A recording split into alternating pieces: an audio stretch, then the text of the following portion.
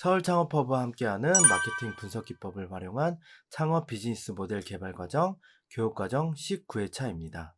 오늘은 벤치마킹 시장 조사하기 1 경쟁사 지표 만들기 강의를 진행하겠습니다. 오늘의 강의 목표는 경쟁사 지표를 조사하는 방법을 배울 수 있다는 것입니다. 첫 번째는 경쟁사의 세부 분석입니다. 온라인을 통해 키워드 속에서 경쟁사를 찾았습니다. 세부적으로는 무엇을 분석해야 할까요? 어떤 제품, 서비스인가에 따라서 분석 항목은 다를 것입니다. 기본적으로 제품, 회사, 투자의 관점에서 경쟁사를 분석해 볼 수 있습니다. 유의할 점은 본 강의는 일부의 경쟁사 분석만을 다룬다는 것입니다. 경쟁사 분석의 흐름을 이해하는 데 도움이 되었으면 좋겠고요. 경쟁사 분석은 제품 또는 서비스에 따라 매우 다르고 다양합니다. 본 강의에서는 방법론의 예시로 일부의 경쟁사 분석을 다루지만 강의에 나온 내용은 상황에 따라 전혀 분석을 하지 않아도 되는 내용일 수도 있습니다. 제품이나 서비스를 운영하면 자연스럽게 어떤 경쟁사 분석을 해야 할지 지표를 알 수 있기 때문에 인사이트를 얻는 정도로 활용되었으면 합니다. 지난 시간 경쟁 키워드 속에 숨어있던 10개의 경쟁사를 찾아 분석해 보셨나요? 본 분석은 스타트업에 맞춰 정보가 제한되어 제품 판매 및 서비스 추정이 어렵다는 가정하에 접근하였습니다. 스타트업의 관점에서 제품의 관점, 회사의 관점, 투자의 관점으로 어떤 부분을 경쟁사에 분석을 할지 알아보겠습니다. 첫 번째는 제품의 관점입니다. 제품과 서비스 모두 매출액을 추정할 수 있으면 가장 좋습니다. 하지만 경쟁사에 가장 알아내기 어려운 정보 중 하나가 매출액입니다. 이에 제품의 경우 오픈마켓을 통해 총 판매수를 추정해 볼 수 있는데요. 총 판매수를 추정하여서 정확하지 않아도 최대한 비슷한 환경에 맞춰 총 판매수를 추정하여 기록을 합니다. 제품의 경우 위메프, 옥션, 팀원 등의 오픈마켓에서 경쟁사가 가장 많이 입점한 오픈마켓을 선정하여 추산합니다. 혹은 이러한 플랫폼을 모두 점검하여 수량을 확인할 수 있습니다. 그래서 각 플랫폼별로 조사하여 총 판매수를 추정하여 기록할 수 있습니다. 유의사항입니다. 정보는 추정의 참고 자료로만 쓸 뿐입니다. 경쟁사 분석은 각 업체가 제공하는 정보가 아니기 때문에 정확한 수치를 알기 어렵습니다. 적은 정보라도 비교하면서 인사이트를 얻기 위함입니다. 찾아낸 정보 위주로 기입하고 만약에 어떤 업체에 대한 정보를 찾아내지 못했다면 정보는 평균값으로 추산해 볼 수도 있습니다. 제품의 관점 두 번째는 일주일 판매수의 추정입니다. 네이버 스마트 스토어를 통해 파악이 가능한 경우에 추산하고요. 일주일에 하나의 스토어에서 대략 몇 개의 제품이 판매되는지를 추정할 수 있습니다. 또한 특정 상품의 배송 기간을 통해 일주일에 몇 건 정도 배송이 되는지를 확인할 수 있습니다. 다만 네이버 스마트 스토어는 수많은 플랫폼 중에 하나의 플랫폼에 불과합니다. 그렇기 때문에 일주일에 배송되는 상품의 양은 여러 플랫폼을 추정하여 계산하면 좋습니다. 또한 특정 상품을 여러 마켓에서 판매하는 경우가 많고 되도록 단일 제품을 찾아 추정을 해보는 것이 좋습니다. 단일 제품을 찾아 추정하는 이유는 1+1, 특별 할인 등 여러 가지 상황 속에서 되도록 변수를 줄이기 위함입니다. 제품의 관점에서 경쟁사의 분석 세 번째는 판매 가격을 분석하는 것입니다. 판매 가격은 공개가 되어 있는 경우가 많습니다. 가격은 소비자가 제품을 구매하는 가장 큰 요인 중 하나입니다. 동환경 판매 가격은 경쟁 비교를 위해 환경을 가장 비슷한 환경으로 맞추어 비교해 보는 것입니다. 예를 들어서 특정 상품을 판매할 때 1+1, 세트 상품 등이 있을 수 있고 용량의 크기가 다를 수 있습니다. 이런 환경을 최대한으로 맞추어서 용량이 있다면 최소한의 용량으로 환원하고 1+1 세트 상품 등은 배제하여 분석합니다.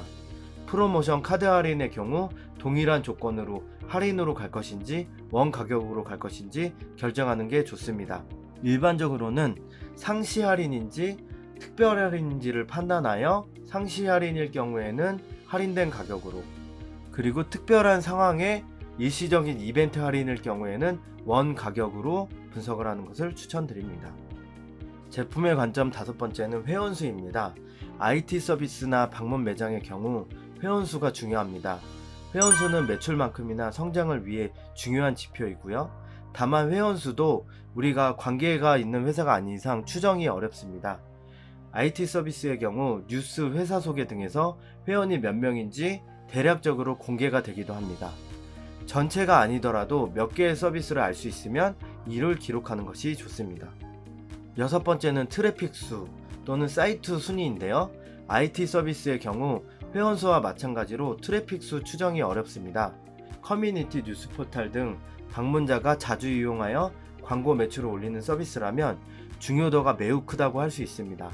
다만 뉴스나 회사 소개에도 이 트래픽 수나 사이트 순위는 공개가 안 되는 경우가 대부분입니다.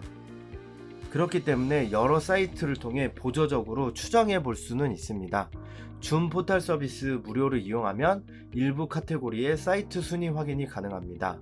랭키닷컴 유료를 이용하면 일부 사이트의 트래픽 추정이 가능합니다. 보시는 화면은 줌 사이트의 사이트 순위 서비스인데요. 줌 사이트에서는 약 150개의 카테고리의 사이트 순위를 소개하고 있습니다. 활동성이 높은 사이트부터 1위에서 30위까지의 순위를 알 수 있으며 이를 통해 대략적인 트래픽 추정은 가능합니다. 다음은 유료로 트래픽을 추정할 수 있는 사이트인데요. 랭키닷컴이라는 사이트가 있습니다.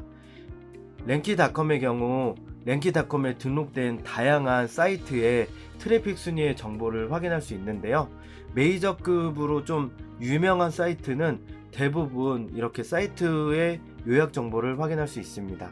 트래픽 순위와 어떤 연령대가 많이 이용하는지 1인당 페이지 뷰 등을 확인할 수 있습니다. 다만 이 부분은 유료를 활용하여서만 트래픽 추정이 가능합니다. 또한 랭키닷컴에도 없는 사이트도 존재하므로 경쟁사를 먼저 검색을 하여 나오는 경우에 한해 경쟁사 분석에 꼭 필요한 경우에만 신청하여 이용하면 좋겠습니다. 제품의 관점 7번째는 공통 기능입니다. 각 제품별 공통 기능과 USP는 꼭 분석이 필요한데요. 성분과 용기, 가격 등 여러가지 요인에서 분석이 필요합니다. 다만 이 공통 기능은 사실 제품의 관점으로 판단할 수도 있지만 회사의 관점, 투자의 관점으로도 판단할 수 있기에 겹치는 부분이 있습니다. 종합 분석을 하여 상황에 맞게 기재하면 되겠습니다. 공통 기능은 제품의 경우 상세 페이지나 회사 소개 등에서 확인이 가능합니다. IT 서비스의 경우는 사이트 맵 등을 보면서 추산할 수 있습니다. IT 서비스의 경우는 여러가지 내비게이션이나 사이트 맵이 있을 수 있는데 회원가입, 아이디 찾기, 약관 등 일반적으로 하는 부분은 제외하고 우리가 특정 서비스의 핵심 기능 위주로 찾아서 공통 기능을 분류하기를 추천합니다. 제품의 관점 8번째는 USP입니다. 각 제품 및 서비스의 USP는 상세히 분석하는 것을 추천합니다. 제품의 경우 상세 페이지, 댓글, 블로그, 유튜브 등 포스팅 등에서 확인이 가능하며 상세 페이지를 통해 1차로 추출을 해보고 댓글을 통해 사실 여부를 확인하면 더 유용하게 USP를 추출할 수 있습니다. 댓글을 통해 사실 여부를 확인하는 이유는 상세 페이지에서는 강점으로 내세웠던 USP가 사용자에게는 그렇게 느끼지 않는 경우도 있기 때문에 댓글을 통해서 우리의 경쟁 업체가 내세우는 USP가 사용자에게도 어필을 하고 있는지 체크를 하면 좋습니다. 블로그, 유튜브 등 포스팅을 통해 다양한 의견을 취합하여 USP를 추출합니다. IT 서비스의 경우에도 사이트에서 1차 추출을 한 후 리뷰 등을 통하여 의견을 취합하면 좋습니다. 특히 높은 순위의 제품이나 서비스는 USP 분석이 매우 중요하다고 판단됩니다. 9번째는 상권 분석입니다. 매장을 운영하는 경우 지리 정보가 매우 중요한 부분을 차지하는데요.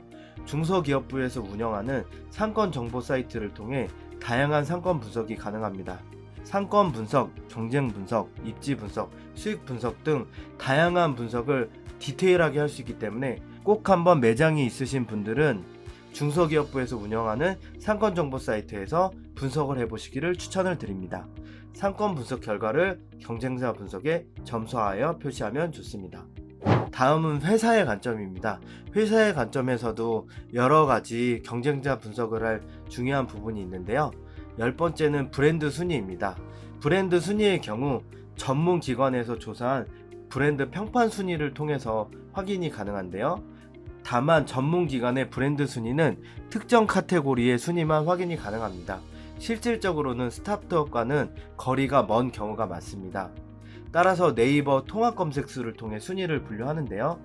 저희가 전 시간 배웠던 네이버 통합 검색수를 통해서 순위를 분류하거나 이에 언급량을 더한 순위로 판단도 가능합니다. 나만의 종합 순위를 만들고 이를 브랜드 순위로 부르는 것을 추천을 드립니다. 왜냐하면 각 스타트업마다 중요하게 생각하는 부분은 다 다르기 때문에 나만의 종합 순위를 만드는 것도 굉장히 중요한 부분이라고 할 수 있습니다. 브랜드 순위는 썸트렌드를 통한 언급량 분석이 가능합니다. 트위터, 블로그, 인스타그램, 뉴스 등에서 해당 단어가 언급이 될 때 기록하여 숫자로 표시하면 좋습니다. 가격에 가장 영향을 미치는 요인은 비슷한 제품을 얼마나 싸게 만드는 것인가, 어떻게 만들 것인가에 따라 결정이 된다고 생각합니다. 네트워크나 사전 정보가 없는 경우 제품의 상세 페이지 하단이나 상품 라벨 등에서 제조사를 확인하여 이메일이나 전화 연락을 해보는 것으로 경쟁사가 어떠한 곳에서 제작을 하였는지 분석을 해볼 수 있습니다. 이렇게 제조사에 연락을 할 경우 해당 제품의 제작 원가와 제작 방식 공개는 어렵지만 우리가 만드는 제품이 비슷하다면 비슷한 제품의 견적을 받으므로 대략적인 추정이 가능합니다. 단 컨택이 어려운 경우도 많으니 여러 제조사 업체를 연락하여 확인하는 것을 추천드립니다. 다음은 회사의 관점에서 매출액과 비용, 순수익 등을 경쟁사 분석을 하는 것입니다. 이러한 경쟁자 분석은 재무제표를 통해 분석할 수 있는데요. 상장업체는 공시의 의무가 있고 금융감독은 다트에서 확인이 가능합니다. 비상장 기업은 대부분 정보가 공개되지 않으나 연간 총 매출액의 경우 뉴스나 홈페이지 내에서 기재되는 경우가 있으므로 검색을 필수적으로 하여 점검을 해보는 것이 좋습니다. 정보가 공개가 되어 있지 않기 때문에 경쟁사를 종합적으로 분석하여 나온 정보를 통해 추정하는 것도 가능합니다. 원가 정보, 총 판매액 추정, 연간 매출액 등을 더하여 우리가 매출액, 비용, 순수익 등을 추정해 볼 수 있습니다. 세 번째는 투자의 관점입니다. 우리의 제품 및 서비스가 경쟁사와 비슷한 부분이 많다면 어떻게 투자를 받았는지 경쟁자 분석을 하는 것도 자금 유익 계획을 세우는데 굉장히 유용한 분석이라고 생각합니다. 우리가 투자의 관점에서 분석을 할 것은 투자의 진행 상태, 투자 받은 기간, 투자 금액 등을 확인하는 것입니다. 경쟁자가 투자를 받았을 경우 USP가 뛰어나다면 내 비즈니스 모델에 투자를 설득하는데도 신뢰도를 가지게 됩니다. 왜냐하면 공통 기능은 비슷하기 때문에 나의 USP가 더 뛰어나다는 것을 어필할 수 있기 때문입니다. VC 투자에 관한 정보는 한국벤처캐피탈협회 정보마당을 통해 확인이 가능합니다. 투자가 필요한 서비스는 10개의 경쟁사의 투자 패턴을 분석 후 투자 시나리오를 작성해 보는 것을 추천드립니다. 보시는 화면은 한국 스타트업 투자 데이터를 효과적으로 정보를 얻을 수 있는 사이트입니다. 이 사이트에 접속하셔서 경쟁자를 검색하여 투자의 진행 상태, 투자 받은 기간, 투자 금액 등을 확인하면 좋습니다. 오늘 강의에서는 경쟁사의 세부 분석을 통해 경쟁사를 제품의 관점, 회사의 관점, 투자의 관점으로 어떤 요인을 분석해야 되는지를 알아보았습니다. 경쟁자 분석은 업종 서비스별로 다양하게 많이 분석해 볼수록 좋습니다. 다다익선으로 정보가 많아서 겪는 손해보다 이익이 월등히 높다고 생각합니다. 오늘 강의는 여기서 마치도록 하겠습니다. 감사합니다.